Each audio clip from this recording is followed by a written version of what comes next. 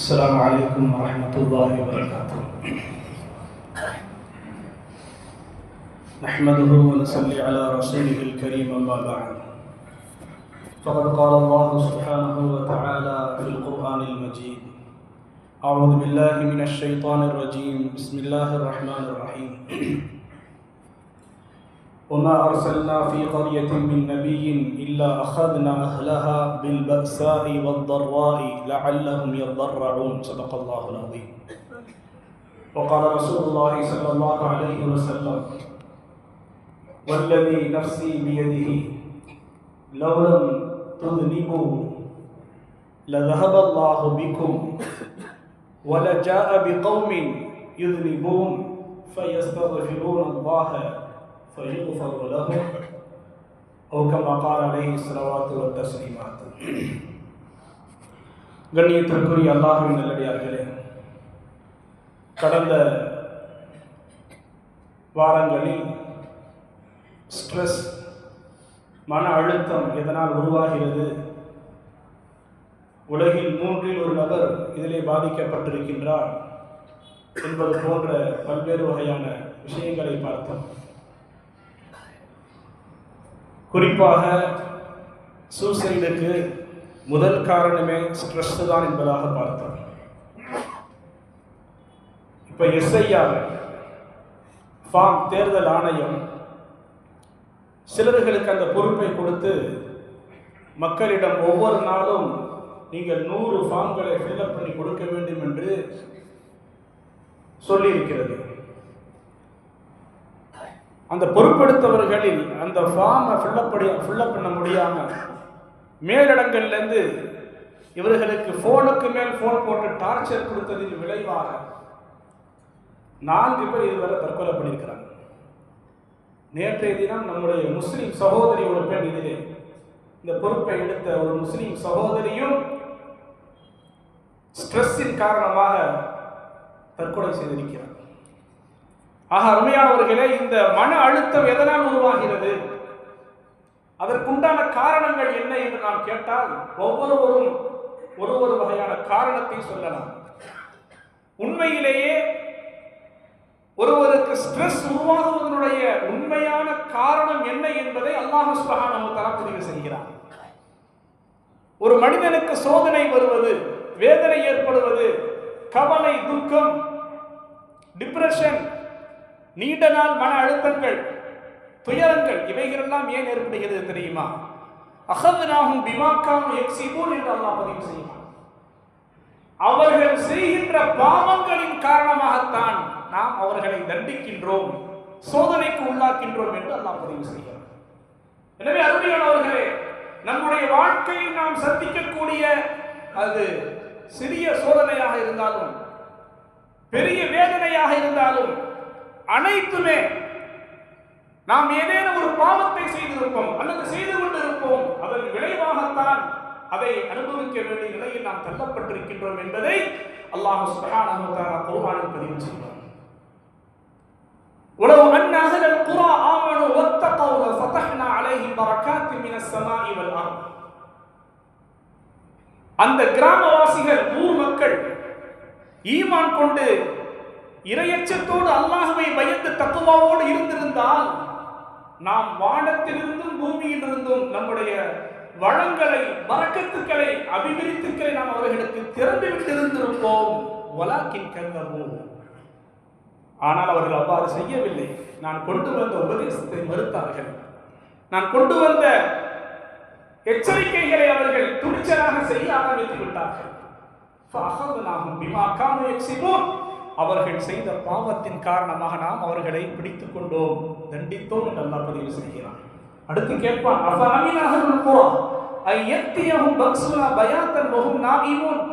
அவர்கள் தூங்கிக் கொண்டிருக்கும் நிலையில் அவர்களுக்கு நம்முடைய தண்டனை, வேதனை வராது என்று அவர்கள் அச்சமற்று இருக்கிறார்களா?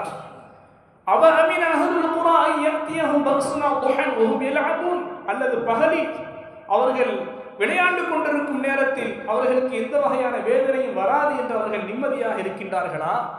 அவலம் யஹ்தில் லதீன யரிதுனல் அர்த மின் பஅதி அஹ்லிஹா அல்லஹு நஷாஉ அஸபனாஹும் பிதுனூபிஹிம். இந்த பூமியில் ஏற்கனவே வாழ்ந்துவிட்டு சென்றதற்கு பின்னால் இந்த பூமியிலே வாரிசாக இருந்து கொண்டு வாழ்ந்து கொண்டிருக்கக்கூடியவர்கள். இவர்களுடைய பாவத்தின் காரணமாக நாம் நாடினால் அவர்களை சோதிப்போம் என்ற விஷயம் அவர்களுக்கு தெளிவாகவில்லையா என்றெல்லாம் அல்லாஹ் தஆலா பதிவு செய்கிறார். எனவே அருமையானவர்களே, எங்க பிரச்சனை இருக்குது? நம்முடைய வியாபாரத்தில் ஏன் பரக்கத் குறைவா இருக்குது? நாம் நினைக்கக்கூடியது ஏன் நடக்காமல் இருக்குது? நம்முடைய காரியங்கள் ஏன் தடைபட்டுக் கொண்டே இருக்கின்றது? இன்னல் அப்த லயஹ்ருமு ரிஸ்க பிதன்பி யுஸீபுஹு. கண்மணி ரசூலுல்லாஹி ஸல்லல்லாஹு அலைஹி வஸல்லம் சொல்வார்கள், நிச்சயமாக மனிதன் அவனுக்கு வரவிருக்கின்ற லாபங்கள், சந்தோஷங்கள், நிம்மதி, ரிஸ்க், வாழ்வாதாரம் அனைத்தும் அவன் செய்யும் பாவத்தின் காரணமாக அல்லாஹ் தடுத்து விடுகிறான். இன்னல் அப்த லயஹ்ருமு ரிஸ்க. அடியான் தனக்குத்தானே அவன் தன்னுடைய லாபங்களை, நன்மைகளை, சந்தோஷங்களை எல்லாம் தடை செய்து கொள்கிறான். அவன் செய்யக்கூடிய பாவங்களின் காரணமாக என்று கண்மணி ரசூலுல்லாஹி ஸல்லல்லாஹு அலைஹி வஸல்லம் சொல்லி காட்டுவார்கள். அப்படியானால் நாம் எங்கு தவறு செய்கிறோம் யோசிக்க வேண்டும். நாம் எங்கு பாவம் செய்து கொண்டிருக்கின்றோம்? وَمَن يَتَّقِ اللَّهَ يَجْعَلْ لَهُ مَخْرَجًا. யார் அல்லாஹ்வை பயந்து வாழ்வார்களோ يَجْعَلْ لَهُ مَخْرَجًا, எல்லா பிரச்சனைகளில் இருந்தும் வெளியேறும் இடத்தை அல்லாஹ் அவருக்கு ஏற்படுத்தி கொடுப்பான் என்று அல்லாஹ் பதிவு செய்கிறார். தக்வா என்றால் என்ன? அனைத்து முஃபஸ்ஸிரீன்களும், திருக்குர்ஆன் விரிவுரையாளர்களும் சொல்வார்கள், இந்த வசனத்திலே தக்வா என்பது அடியார்கள் பாவங்களை விட்டு தூரமாக வேண்டும், பாவத்தை விட்டு விலக வேண்டும். ஒரு சிலர்கள் இப்படி நினைக்கிறார்கள், உலகமே இந்த பாவத்தை செய்து நம்ம செஞ்சா என்ன தப்பா?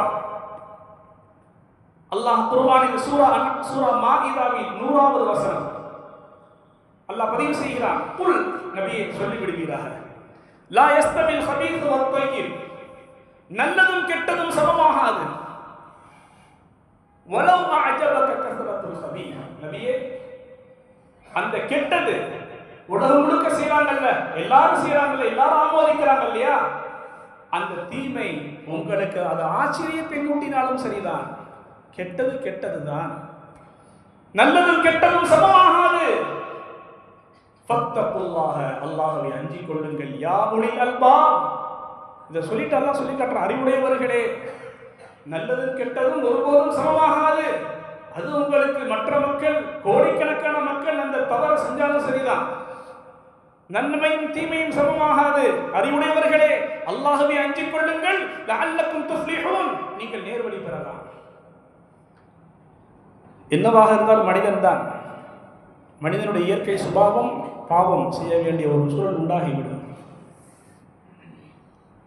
அப்படியானால் எந்த ஒரு சமூகம் ஹதீஸ்ல வருது, வல்லதி நஃப்ஸி பியதிஹி, என்னுடைய ஆன்மா யாருடைய கைவசம் இருக்கோ அந்த அல்லாஹ் மீது சத்தியமாக, லவ்லம் துதுனிபு, நீங்கள் பாவம் செய்யாவிட்டால், அல்லாஹ் ஹதீஸ்ல குத்ஸியில சொல்லி காட்டுற நபியே அவர்கள், இந்த கூட்டம், இந்த சமுதாயம் பாவம் செய்யாவிட்டால் அல்லாஹ் மிக்கும், அல்லாஹ் உங்களை போக்கிடும், அல்லாஹ் உங்களை அழிச்சிட்டு ஒரு ஜாகபி கௌமின், இன்னொரு கூட்டத்தை அல்லாஹ் தஆலா புதிதாக கொண்டு வருவான். யுத்னிபூன, அவர்கள் பாவம் செய்வார்கள். ஃபயஸ்தக்ஃபிரூன அல்லாஹ், அல்லாஹ்விடத்தில் மன்னிப்பு கேட்பாங்க. ஃபயக்ஃபிரு லஹும், நான் அவர்களை மன்னிப்பேன். அப்படியானால் பாவம் செய்ய தூண்டுதா இந்த ஹதீஸ்? கிடையாது. பாவம் செய்த மனிதன் என்னிடத்திலே மன்னிப்பு கேட்டு அவன் திருந்த வேண்டும், இதைத்தான் அல்லாஹ் எதிர்பார்க்கின்றான். பாவம் செய்யாத மனிதர்கள் உலகில் யாருமே கிடையாது. குல்லு பனி ஆதம ஹத்தாவும், ஆதமுடைய மனிதன் அனைவரும் பாவம் செய்யக்கூடியவர்கள் தான். வஹைருல் ஹத்தாஈன் அத்தவாபூன், தவறிழைத்தவர்களில் மிகச்சிறந்தவர் அல்லாஹ்விடத்திலே தௌபா செய்து மீண்டு தன்னை திருத்திக் கொண்டார்களே அவர்கள்தான் என்று கண்மணி நாயகம் ஸல்லல்லாஹு அலைஹி வஸல்லம் சொல்வார்கள். ஆனால் இப்லீஸ் தௌபா செய்ய விட மாட்டான். எச்சரிக்கையாக இருக்க, ரொம்ப ஜாக்கிரதையாக இருக்க வேண்டும். நம்முடைய பாவத்திலிருந்து தௌபா செய்தால்தான் ரஹ்மத் வரக்கூடிய வாசல் திறக்கப்படும், நம்முடைய ரிஸ்குடைய வாசல் திறக்கப்படும். நமக்கு வர வேண்டிய அல்லாஹ்வுடைய அருள், அல்லாஹ்வுடைய வளம், அல்லாஹ்வுடைய பாக்கியம், அல்லாஹ்வுடைய அருட்கொடை, அல்லாஹ்வுடைய கிஃப்ட் அனைத்தும் வருவதற்குண்டான வாசல் நாம் செய்யக்கூடிய தௌபா தான் என்பதை நாம் விளங்கிக் கொள்ள வேண்டும். குல் நபியை சொல்லி விடுங்கள், யா இபாதியல்லதீன அஸ்ரஃபு அலா அன்ஃபுஸிஹிம், நான் இவ்வளவு பெரிய பாவத்தை செஞ்சுட்டு அல்லாஹ் என்னை மன்னிப்பானா அப்படிங்கிற ஒரு அழகான ஒரு வசனம்.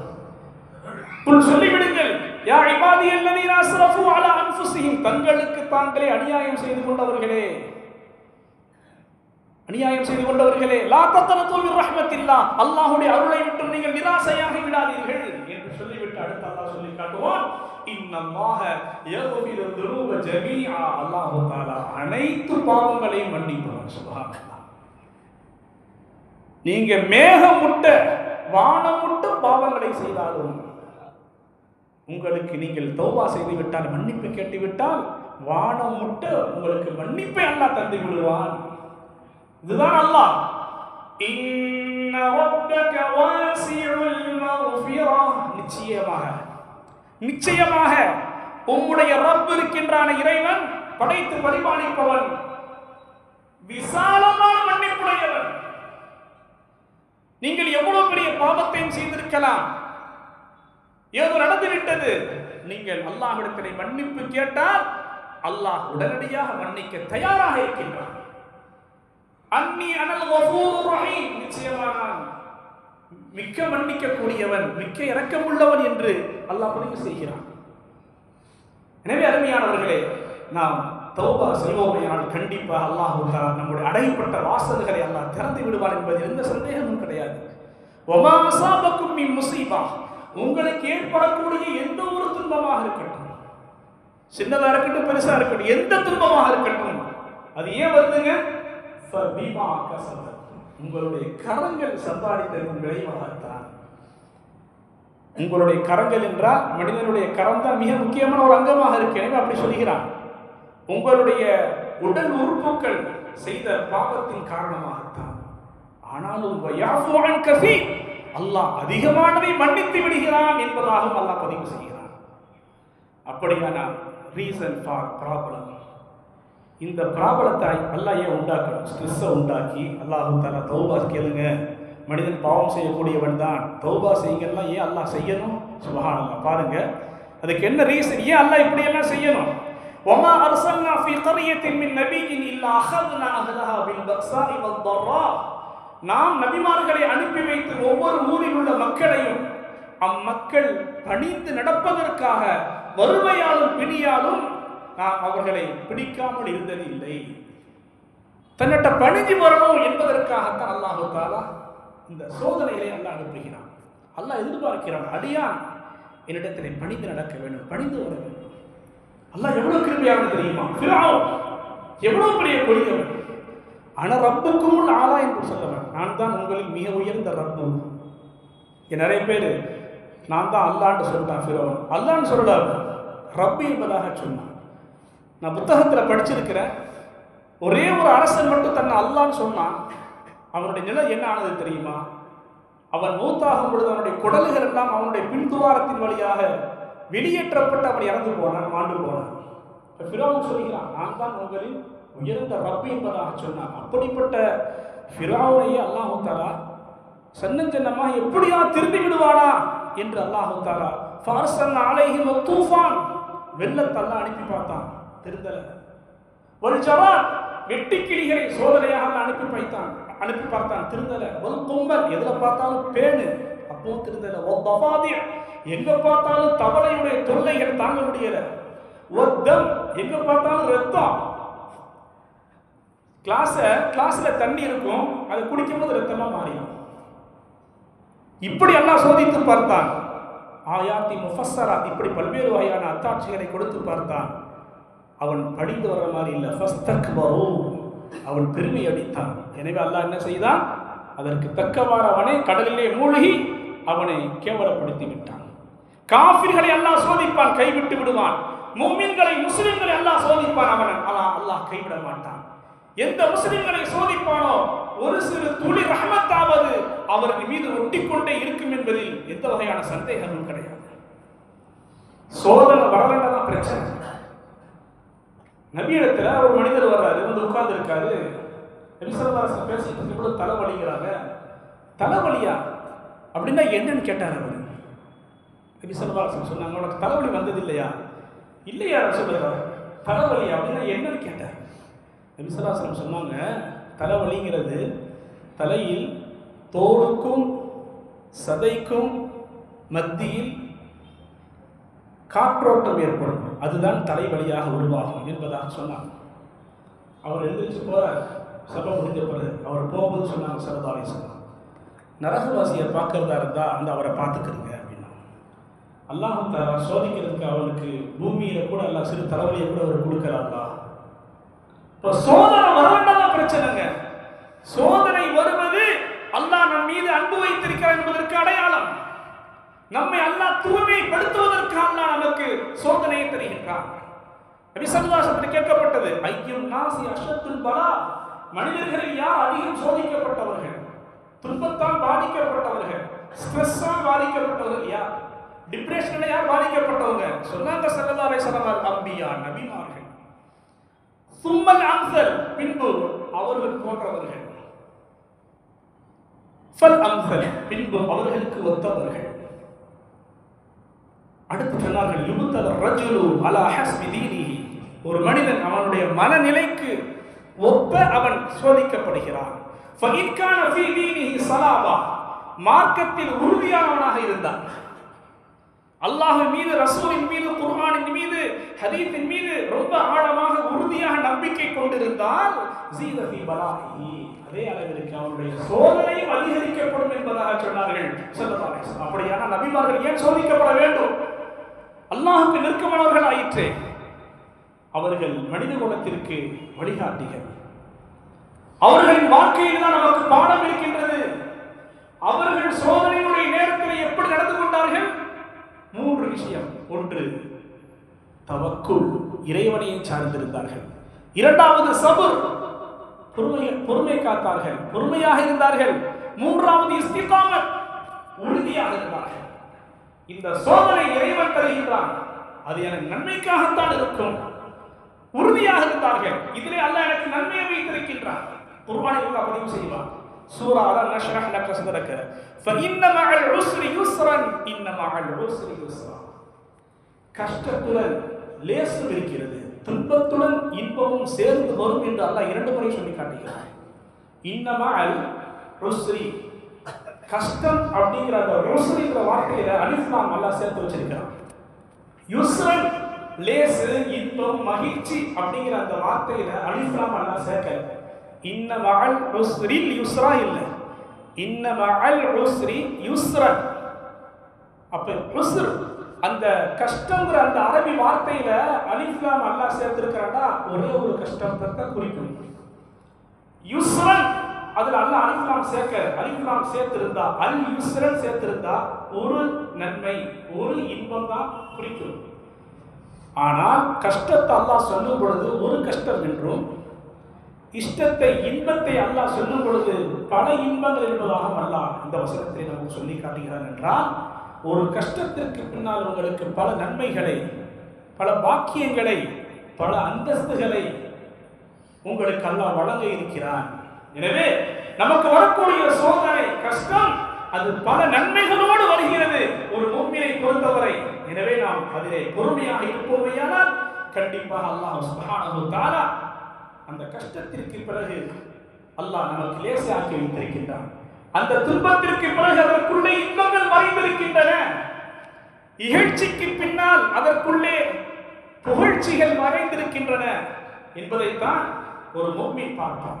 இப்ராஹிம் அலைஹிஸ்ஸலாம் பொதுவாகவே சோதனை வருதுன்னு சொன்னான், அவரிடத்துல ஈமான் இருக்கு என்பதற்கு அடையாளம். நாம் தோண்டு போய்விடக்கூடாது. ஏன் அல்லாஹ் என்னை மட்டும் சோதிக்கிறான்? அப்படி அல்ல, நிஜம் அப்படி அல்ல. ஒன்றை நீங்கள் வெறுக்கலாம், ஆனால் அதிலே அதுதான் உங்களுக்கு நன்மை என்பதை நம்மை படைத்த இறைவன் வழங்கி வைத்திருப்பார். அஸா அன் தக்ரஹு ஷைஅன் வ ஹுவ கைருன் லக்கும், நீங்க ஒன்றை வெறுக்கலாம், ஆனால் அது உங்களுக்கு நன்மையாக இருக்கும். வ அஸா அன் துஹிப்பு ஷைஅன் வ ஹுவ ஷர்ருன் லக்கும், நீங்கள் ஒன்றை விரும்பலாம், அது உங்களுக்கு கிடைக்காமல் போகலாம், ஆனால் அதில் உங்களுக்கு தீங்கு இருக்கிறது என்பதை அல்லாஹ் பார்த்துத்தான் உங்களை பாதுகாப்பதற்காக அதை விட்டு உங்களை தடுக்கின்றான். நமக்கு சோதனை வருதுன்னு சொன்னா முதலாவது அவருக்கு ஈமான் இருக்கு என்பதற்கு அடையாளம் இரண்டாவது அல்லாஹ் அவரை கைவிட மாட்டான். மூன்றாவது உண்மையான நல்லவர்கள் நபிமார்களும் சோதனைக்கு உள்ளாக்கப்படுவார்கள். சோதனை மனிதனை சுத்தப்படுத்துகிறது, அடுத்த கட்டத்திற்கு அவரை மேம்படுத்துகிறது. உலகம் நிம்மதிக்கான இடம் அல்ல, மறுமைதான் நம்முடைய லட்சியம், நம்முடைய குறிக்கோள். அத்துன்யா சிஜினுல் முஃமின், இந்த உலகம் முஃமினை பொறுத்தவரை அது ஒரு சிறைச்சாலை. வஜன்னத்துல் காஃபிர் அத்துன்யா சிஜினுல் முஃமின் வஜன்னத்துல் காஃபிர், காஃபிரை பொறுத்தவரை இந்த உலகம் தான் சொர்க்கம். எனவே நம்ம பார்த்து ஏங்க தேவையில்லை, அந்த கடைக்கு அவ்வளோ வியாபாரம் போகுது, இவங்கெல்லாம் நல்லா கோடிக்கணக்காக சம்பாதிக்கிறாங்களே, தேவையில்லை, நம்மளுடைய என்ன தேவையில்லை. அல்லாஹ் தஆலா குர்ஆன்ல சொல்லி காட்டுவான் சூரா ஸுஹ்ருஃப்ல, முஃமின்கள் மட்டும் காஃபிர்களை பார்த்து ஏங்காமல் இருந்திருந்தால் காஃபிர்களுக்கு அவர்களுடைய வீட்டு தாப்பால் உட்பட, படிக்கட்டுகள் உட்பட, வீட்டு கூரைகள் உட்பட அனைத்தையும் தங்கம் வெள்ளியாக ஆக்கி கொடுத்திருப்போம். முஸ்லிம்கள் மட்டும் முஃமின்கள் மட்டும் அவர்களை பார்த்து ஏங்காமல் இருந்திருந்தால் அவர்களுடைய வீட்டு தாழ்பால் உட்பட செஞ்சிருப்போம், தங்க வெளியாக்கி கொடுத்திருப்போம். இந்த உலகம் நமக்குரியது அல்லங்க. நபி ஸல்லல்லாஹு அலைஹி வஸல்லம் பூரா பாயில படுத்திருக்கிறாங்க. உமரே ஃபாரூக் ரலியல்லாஹு அன்ஹு வர்றாங்க. இப்ப நபி எழுந்திருச்சு உட்கார்றாங்க. பார்த்தா தோல்பிடத்துல பாயினுடைய அச்சு. கேட்டாங்க ஸல்லல்லாஹு அலைஹி வஸல்லம், யா ரசூலல்லாஹ், நீங்க அகில உலகத்தினுடைய ஜனாதிபதி, ரோம் கிஸ்ரா கைசர் மன்னர்கள் எல்லாம் எப்படி சுகபோகமாக இருக்கிறார்களோ அப்படி சுகபோகமாக இருப்பதற்கு நீங்கள் தான் தகுதி, யா ரசூலல்லாஹ். இந்த பாயில படுத்திருக்கிறீங்களே என்று சொன்ன பொழுது நற்குணத்தின் தாயகம் கண்மணி நாயகம் பூமானவிகள் ஸல்லல்லாஹு அலைஹி வஸல்லம் சொன்னார்கள், என்ன தெரியுமா? நஹ்னு கௌமுன் உலாயிக கௌமுன். உமரே, நீங்க சொல்கிறீர்களே கைசர் கிஸ்ரா நாட்டு மன்னர்கள், ரோம் நாட்டு மன்னர்கள், பாரசீக நாட்டு மன்னர்கள், உலாயிக கௌமுன் உஜ்ஜிலத் லஹும் தய்யிபாத்துஹும் ஃபித் துன்யா, அவர்களுடைய சுகபோகங்கள் அனைத்தும், இன்பங்கள் அனைத்தும் இந்த உலகத்திலேயே அவர்களுக்கு முற்படுத்தி கொடுக்கப்பட்டு விட்டன என்று சொல்லிவிட்டு சொன்னார்கள், நஹ்னு கௌமுன், நாம் எப்படிப்பட்டவர்கள் தெரியுமா? என்ன ஈமான் கொண்ட முஸ்லிம்கள் முஃமின்கள் எப்படிப்பட்டவர்கள் தெரியுமா? உஹிரத் லனா தய்யிபாத்துனா ஃபில் ஆখিরা, நம்முடைய இன்பங்கள், சுகங்கள், நிம்மதி, ராஹத் அனைத்தும் மறுமையிலே, மறுமைக்காக பிற்படுத்தி வைக்கப்பட்ட சமூகம் நாம் என்பதாக அங்கே உமரே ஃபாரூக் ரலியல்லாஹு அவர்களுக்கு விளக்கம் தருகிறார்கள். எனவே அருமையானவர்களே, இந்த உலகம் என்பது ஒரு முஸ்லிமை பொறுத்தவரை, ஈமான் கொண்டவரை பொறுத்தவரை அது நிம்மதிக்கான இடமே அல்ல, அது சோதனைக்கான இடம். சோதனைகளில் பொறுமையாக இருப்பது மிக பெரும் பலனை நமக்கு பெற்றுத் தருகிறது. அதே போல துக்கம், நோய், இழப்பு அனைத்தும் அல்லாஹ்வின் திட்டத்தில் ஒரு நன்மையை அடிப்படையாக கொண்டதாக இருக்கிறது. எனவே அல்லாஹ் தஆலா ஒருவரை உயர்ந்த அந்தஸ்தில் ஆக்குவதற்காகத்தான் அல்லாஹ் தஆலா சோதித்தான். ஒருவரை ஒரு நல்ல நிலைக்கு கொண்டு போக வேண்டும் என்றால் அல்லாஹ் உடனடியாக கொடுத்துட மாட்டான். ஒரு சோதனையை கொடுத்து அதன் பிறகு அல்லாஹ் அவரை அடுத்த அந்தஸ்திற்கு கொடுப்பான். அப்பொழுதுதான் அவருக்கு அந்த அந்தஸ்துடைய நிலை, அவருடைய விலை மதிப்பு விளங்க வரும் என்பதற்காக வேண்டி அல்லாஹ் தஆலா சோதிப்பான். அதற்கு பிறகு அல்லாஹ் அவரை மிக பெரும் சாதனையாளராக அல்லாஹ் தஆலா அவரை கொண்டு வருவான். இப்ராஹிம் அலைஹிஸ்ஸலாம் நெருப்பு குண்டத்திலே வீசப்பட்டார்களே, போடப்பட்டார்களே, எவ்வளவு பெரிய சோதனை. அய்யூப் அலைஹிஸ்ஸலாம் நீண்ட காலம் நோய்வாய்ப்பட்டிருந்தார்களே, கடுமையான நோயிலே பீடிக்கப்பட்டிருந்தார்களே, எவ்வளவு பெரிய சோதனை. நம்முடைய உலகத்தின் ஈருலக தலைவர் ஸல்லல்லாஹு அலைஹி வஸல்லம் சிறுபிராயத்திலேயே அந்த யத்தீமான தன்மையை சந்தித்தார்களே, அனாதையாக மாறினார்கள், தந்தை இறந்தார்கள், தாய் இறந்தார்கள். சிறுபிராயத்திலேயே அவர்களை வளர்த்தெடுத்த தந்தையுடைய தந்தை அபூ தாலிபும் இறந்து விட்டார்கள். அவர்களுக்கு நபியவர்களுக்கு பாலூட்டிய தாய்மார்கள், பாலூட்டி தாய்மார்கள் அவர்களும் இறந்து விட்டார்கள். அது மாத்திரமா, மக்காவாசிகள் சொன்னா துயரத்தை கொடுத்தார்களே. இப்படியான கடுமையான சோதனைக்கும் வேதனைக்கும் உள்ளாக்கப்பட்ட நபி இப்ராஹிம் அலைஹிஸ்ஸலாம், அய்யூப் அலைஹிஸ்ஸலாம், முஹம்மது ஸல்லல்லாஹு அலைஹி வஸல்லம் குல்லுஹும் ஸபரு, இந்த சோதனைகளிலே பொறுமையாக இருந்தார்கள். அவர்களுக்கு முன்னால் நமக்கு வரக்கூடிய சோதனை ஒண்ணுமே இல்லைங்க. குல்லுஹும் ஸபரு, பொறுமையாக இருந்தார்கள். வகுல்லுஹும் ரபது குலூபஹும் பில்லாஹ், தங்களுடைய உள்ளங்களை அல்லாஹ்வோடு இணைத்தார்கள். தவக்குல், அசைக்க முடியாத நம்பிக்கையோடு இருந்தார்கள். சபர், பொறுமை காத்தார்கள். இஸ்திகாமத், தான் கொண்ட கொள்கையில் உறுதியாக இருந்தார்கள். என்ன ஆனது? அல்லாஹ் அக்பர். மிகச்சிறந்த முன்னோடிகளாக அனைத்து நபிமார்கள் திகழ்ந்து கொண்டிருக்கிறார்கள். எனவே நாம் நிம்மதியாக வாழ வேண்டும் என்றால் அதற்கு என்னங்க வழி? The path to happiness life. அல்லாஹ் குர்ஆன்ல சொல்லி காட்டுவான். قال اهبطوا منها جميعا. ஆதம் அலைஹிஸ்ஸலாம் இப்லீஸுடைய பேச்சை கேட்டு, இப்லீஸுடைய ஏமாற்றத்தை கேட்டு அந்த பழத்தை சாப்பிட்டாங்க. அல்லாஹ் என்ன செஞ்சிட்டான்? நீங்க நம்முடைய கட்டளைக்கு மாறு செஞ்சிட்டீங்க. قال اهبطوا منها جميعا. எனவே இந்த சொர்க்கத்திலிருந்து இப்லீஸும் ஆதமும் நீங்கள் இருவரும் இறங்கி விடுங்கள். பாதுக்கும் லிபாதின் அது உங்களில் ஒருவர் இன்னொருவருக்கு எதிரி என்று சொல்லிவிட்டு அல்லாஹ் சொல்லி காட்டுவான். ஃபஇம்மா யத்தியன்னக்கும் மின்னி ஹுதா. தாஹா என்ற சூராவுடைய 123வது வசனம். உங்களிடத்திலே என்னிடமிருந்து ஒரு நேர்வழி வரும். ஃபமனித்தபஅ ஹுதாய, என்னுடைய நேர்வழியை யார் பின்பற்றுவாரோ ஃபலா யதில்லு, அவர் ஒருபோதும் வழி தவற மாட்டார். வலா யஷ்கா, அவர் துர்பேரும் அடைய மாட்டார். எந்த வகையான சிரமமும் கவலையும் அவர்களுக்கு உண்டாகாது. எனவே குர்ஆன் சுன்னாவின்படி வாழ்வதில் தான் மனிதனுக்கு ஒரு நிம்மதியான வாழ்க்கை இருக்கு என்பதை அல்லாஹ் தஆலா இந்த வசனத்தின் மூலமாக சொல்லி காட்டுகிறார். வெண்ணையை கையில வச்சுக்கிட்டு நெய்க்கு அலைந்த கதையா இருக்கு. குர்ஆன் சுன்னா நமக்கு அழகான தெளிவான அற்புதமான ஒரு வாழ்க்கையை நமக்கு காண்பித்து விட்டு செல்கிறது. அதன்படி வாழும் பொழுது மனிதன் சந்தோஷமாக வாழ்கிறான். அதை விட்டு அவன் வழி பிறழும் பொழுது என்ன ஆகிறது? அடுத்த அல்லாஹ் சொல்லி காட்டுவான். وَمَنْ أَعْرَضَ عَنْ ذِكْرِي فَإِنَّ لَهُ مَعِيشَةً ضَنْكًا. யார் என்னுடைய உபதேசத்தை புறக்கணிப்பார்களோ நிச்சயமாக அவனுக்கு நெருக்கடியான வாழ்க்கை இருக்கிறது. நிச்சயமாக அல்லாஹ் தஆலா சொல்லி காட்டுகிறான், நிச்சயமாக அவனுக்கு நெருக்கடியான வாழ்க்கை இருக்கிறது. மஈஷத்தன் தன்கா வனஹ்ஷுருஹு, நீண்ட ஆயத்தில் அல்லாஹ் ஒவ்வொன்றா சொல்லிக்கொண்டே இருப்பான். அவனை நாளைக்கு மறுமையிலே குருடனாக எழுப்புவோம். கேட்பான், ரப்பே நான் ஏன் குருடனா இருக்கிறேன்? உலகத்துல பார்வையில்லவனா இருந்தேன். ஃபனசீதஹா, என்னுடைய உபதேசம் வந்துச்சு, நீ கேட்கல, எனவே நான் இப்போ உன்னை மறந்துட்டேன் என்பதாக அல்லாஹ் தஆலா பதிவு செய்வான். இந்த பிரச்சனைக்கு யாருங்க காரணம்? என்னுடைய பிரச்சனைக்கு யார் காரணம்? I am the case of my problem. யார் காரணம்? எனக்கு ஒரு பிரச்சனை வருது, யார் காரணம்? இன்னல்லாஹ லா யுظலிமு الناس ஷைஆ. நிச்சயமாக அல்லாஹ் தஆலா மக்களுக்கு சிறிதளவு கூட அநியாயம் செய்ய மாட்டான். அப்படியானால் யார் அநியாயம் செய்வது? வலக்கின்ன الناس அன்ஃபுஸஹும் யظலிமூன். மாறாக மக்கள் தங்களுக்கு தாங்களே அநியாயம் செய்து கொள்கிறார்கள் என்று அல்லாஹ் பதிவு செய்கிறான்.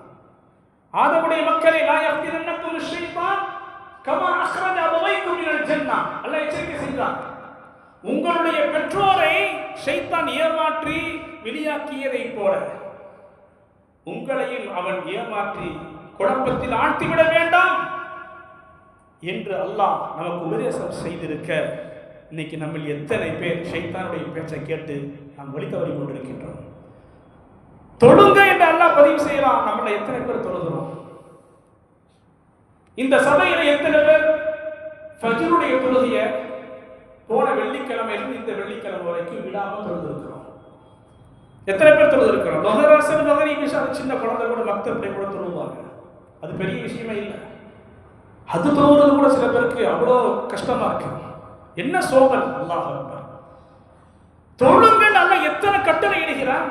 இந்த உலகத்துக்கு வந்ததே அவனை விளங்கி வணங்குவதற்காகத்தான். உங்களுக்கு அல்ல என்ன குறை வச்சான்? பொருளாதாரத்தில் என்ன குறை வச்சான்? அல்லாஹ் தஆலா இன்னைக்கு சாப்பிட்றதுக்கெல்லாம் அவருக்கு என்ன குறை வச்சான்? இன்னைக்கு சாப்பிட்றதுக்கா? பல நாட்கள் சாப்பிட்றதுக்கான பொருளாதாரத்தை நம்ம கொடுத்துருக்கிறானே. ஆனால் நம்ம இன்னைக்கு இருக்குமா நாளைக்கு இருக்கும் நமக்கு என்ன தெரியும்? அப்போ அதையும் தாண்டி நமக்கு அல்லாஹ் வழக்க செய்திருக்கிறானே. நம்ம அல்லாஹுக்கு கட்டளை, அவருடைய கட்டளையை மதித்து நடக்கிறோமா விதித்து நடக்கிறோமா? கொஞ்சம் யோசிச்சு பாருங்க. தொழுங்கிற நம்ம தொழ மாட்டாங்க, பொய் சொல்லாதீங்கிற நம்ம பொய் சொல்றோம், விபச்சாரத்தின் பக்கம் நெருங்காதீங்கிற அல்லாஹ் தஆலா விபச்சாரம் அதன் பக்கம் நெருங்குறோம், வட்டி வாங்காதீங்கிறான் நம்ம வட்டி வாங்குறோம். இதுதான் நாம் அல்லாஹுக்கு செய்யக்கூடிய கடமை. இப்படியானால் அகதனாகும் பிமா கான யக்ஸிபூன். தொழாமல் இருப்பது ஒரு பெரும்பாவம். அது மது குடிப்பது எப்படி பெரும்பாவமோ, தொழாமல் தொழுகை பரதான தொழுகையை நீங்க கை வைக்கிறீங்கன்னா அது பெரிய ஒரு பாவம். அது திருடுறது எப்படி பெரும்பாவமோ, நீங்க உங்களுடைய பொருளாதாரத்திற்கு சரியான முறையில் நீங்க கணக்கு பார்த்து ஜக்காத் கொடுக்கலன்னா அது ஒரு பெரும்பாவம். அகது நான் இப்படி இருந்தாக்க எப்படி ஸ்ட்ரெஸ் வராது? நான் இருக்க மாதிரி இருப்பேன், நல்லா இருக்கணும், ஜாலியாக இருக்கணும். உங்களுடைய ஸ்டாஃப், நான் என் இஷ்டத்துக்கு வேலைக்கு வருவேன், 10 நாளைக்கு லீவ் போட வேண்டாம், சும்மா விடுவீங்களா? அப்போ உங்கள் ஸ்டாஃபை மட்டும் நீங்கள் வந்து கண்டிப்பீங்க, அல்லாஹ் உங்களை கண்டிக்க கூடாது. இது என்ன நியாயம்? அதனால அல்லாஹ் தஆலா அழகான நமக்கு வாழ்க்கையை நம்ம கொடுத்திருக்கிறான். இன்ஷா அல்லாஹ் அதன்படி நம்ம வாழ்வோமே. அல்லாஹ் தஆலா இவ்வுலகிலும் மறு உலகிலும் மிகச்சிறந்த அற்புதமான வாழ்க்கையை நமக்கு தர இருக்கிறான்.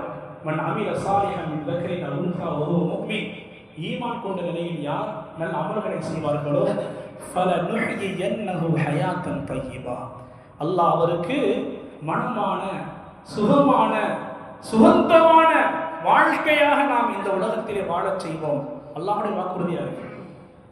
ஈமான் கொண்ட நிலையில் யார் நல்ல அமல்களை செய்வார்களோ அவர்களுக்கு இன்பகரமான வாழ்க்கையை நாம் இந்த உலகத்திலேயே சொர்க்க வாழ்க்கையை கொடுப்போம் என்று அல்லாஹ் வாக்குறுதி கொடுத்திருக்கின்றார். அதற்கடுத்ததாக நம்ம அந்த ஸ்ட்ரெஸ் வராமல் இருக்கிறதுக்கு, அதிலிருந்து விடுபடுவதற்கு, அது நம்மை விட்டு தூரமாகுவதற்கு, ஹாப்பினஸ் லைஃபாக வாழ்வதற்கு ஒரு 5 ஸ்டேஜ் இருக்குங்க. 5 ஸ்டேஜஸ் வாங்க. அதை இன்ஷா அல்லாஹ் அடுத்தடுத்த வாரங்களில் பார்க்கலாம். அல்லாஹ் சுப்ஹானஹு வ தஆலா அவருடைய கட்டளைகளை நாம் மதித்து மனமுவர்ந்து நாம் அமல் செய்வதற்கெல்லாம் தௌஃபீக் செய்வானாக. முன்மாதிரி சமூகமாக நாம் உருவாகுவதற்கெல்லாம் உதவி செய்வானாக. குறிப்பாக ஃபஜ்ருடைய தொழுகையை என்ன குளிராக இருந்தாலும் சரி, நல்ல சுகமான சுகந்தமான பெட்டில் நம்ம இருந்தாலும் சரி, அழகான மனைவி பக்கத்தில் இருந்தாலும் சரி, ஃபஜ்ருடைய தொழுகை அனைத்தையும் உதறி தள்ளிவிட்டு நாம் அல்லாஹுக்காக வேண்டி அல்லாஹுடைய கட்டளையை நிறைவேற்றும் என்ற ஒரே நோக்கத்திற்காக வேண்டி நாம் விரைந்து வந்து மஸ்ஜிதுகளிலே ஃபஜ்ருடைய தொழுகையை தொழுதுவிட்டு இஸ்லாத்தின் கொடியை ஏந்தி செல்லக்கூடியவர்களாக அல்லா நம்மை ஆக்கிரமிப்பவராக. இதற்கு மாற்றமாக ஃபஜ்ருடைய தொழுகையை தொழாமல் யார் ஃபஜ்ருடைய தொழுகையை தொழாமல் இருப்பாங்க அவங்களுடைய காதை ஷைத்தான் டாய்லெட்டாக ஆக்கிட்டான். அன்னைக்கு ஃபுல்லாக அவருடைய காதை டாய்லெட், ஷைத்தானுடைய டாய்லெட். இன்னும் ஃபஜ்ர் தொழுகைன்னு சொல்லி சொன்னாங்க, அவருடைய காதில் ஷைத்தான் செறிந்து கழிச்சிட்டாங்க. அதனால அப்படியானவர்கள் கடைத்தெருவுக்கு செல்லும் பொழுது ஷைத்தானுடைய கொடியை தூக்கி கொண்டு போறாங்க. அல்லாஹ் தஆலா எந்த ஒரு நாளும் நாம் ஷைத்தானுடைய கொடியை உயர்த்தாமல் இஸ்லாத்தினுடைய கொடியை தூக்கி செல்லக்கூடிய நன்மக்களாக நாம் அல்லாஹ் ஆக்கிரமிக்க முடிவானாக.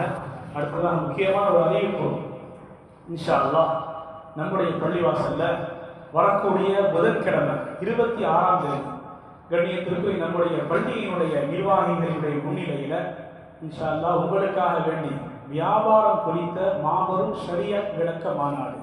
எனக்கு ரொம்ப நாள் ஆசை, எல்லா வியாபாரிகளாக இருக்கிறாங்க, இவங்களுக்கு நல்ல ஒரு என்ன தீனியை கொடுக்கணுமே, மார்க்கத்துடைய வியாபாரம் சார்ந்த விஷயங்களை கொடுக்கணுமே ஆசை. அல்ஹம்துலில்லாஹ் அதை நிர்வாகத்தில் கேட்டோம், அவங்க பர்மிஷன் கொடுத்தாங்க. அந்த அடிப்படையில் இன்ஷா அல்லாஹ் இதை மிஸ் பண்ணாதீங்க தயவு செய்து. வியாபாரம் சம்பந்தமாகவே முழு டாபிக் இருக்கும்.